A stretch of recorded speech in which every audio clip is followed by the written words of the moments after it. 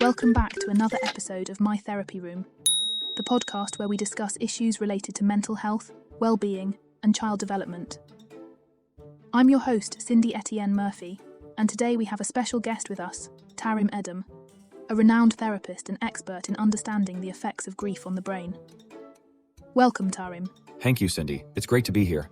Today, Tarim, I'd like to delve into the topic of grief and its impact on the brain.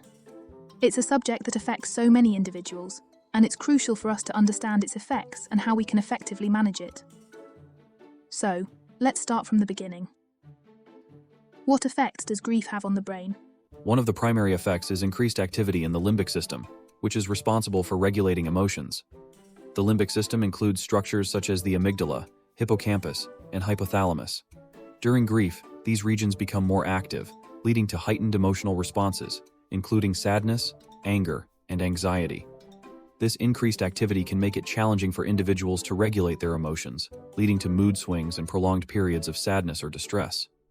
Grief also affects the prefrontal cortex, the part of the brain responsible for decision-making, problem-solving, and planning.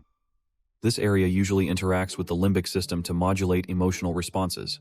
However, during grief, the prefrontal cortex may become less active, impairing its ability to control and regulate emotions effectively. It's scary the damage that grief can do if left untreated. Yes. When we experience loss, especially the loss of someone close to us, our brain goes through a series of psychological and physiological changes. These changes can include reduced activity in the prefrontal cortex, which affects our ability to regulate emotions, make decisions, and solve problems. Additionally, the amygdala, the part of the brain responsible for processing emotions, becomes hyperactive, making us more prone to feelings of sadness, anger, and fear. It's quite shocking when you hear the level of activity that takes place in the brain, Tarim. So, when someone is going through a grieving process, it's not just their emotions that are affected, it's actually their brain chemistry as well. Absolutely, Cindy. Grief is a multifaceted process that impacts us on both an emotional and neurological level. The changes in brain chemistry can lead to symptoms such as difficulty concentrating, memory problems, disrupted sleep patterns, and a decrease in overall brain function. It's essential to understand that grief is not just a psychological response, it's a physiological one as well. Wow, that's really eye-opening. Now, Tarim, I'd like to shift our focus to the practical aspects of managing grief.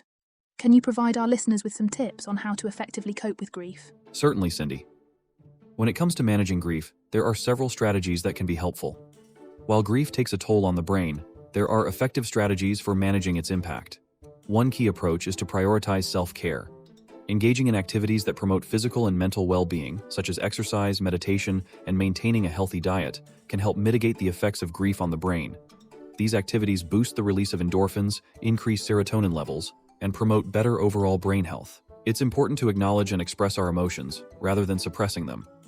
This can be done through engaging in activities such as journaling, talking to a trusted friend or therapist, or even participating in support groups. Secondly, self-care is crucial. Engaging in activities that bring us joy and relaxation, such as exercise, mindfulness, or engaging in hobbies, can help alleviate some of the distress caused by grief. Lastly, seeking professional help if needed is essential. Therapists specialized in grief counseling can provide valuable guidance and support throughout the healing journey. Thank you, Tarim, for those valuable insights. Now let's discuss how grief presents itself differently in young children and adults. Can you shed some light on this? Absolutely, Cindy. Grief manifests differently in children and adults due to their developmental stages. In young children, grief might be expressed through regressive behaviors like bedwetting or clinging behavior. They may also have difficulty understanding and verbalizing their emotions, so it's essential for parents and caregivers to create a safe and open environment for them to express their grief. For adults, grief can result in more complex emotions such as guilt, anger, and a sense of emptiness. It's important for adults to recognize and allow themselves to feel these emotions, seeking support when necessary. Thank you for explaining that, Tarim. Lastly, how can we help children who are suffering from grief? Do you have any specific strategies for parents, teachers, or carers? Absolutely, Cindy. When assisting children through grief, providing a safe and nurturing environment is key. Encourage open communication about feelings, offer reassurance, and validate their experiences. Thank you, Tarim, for joining us on My Therapy Room and shedding light on the importance of managing grief in young people and adults. Thank you for having me, Cindy. It was a pleasure to be part of this conversation. And to our listeners, thank you for tuning in to today's episode. If you have any questions or topics you'd like us to cover in future episodes, please reach out. Remember, take care of your mental health and well-being.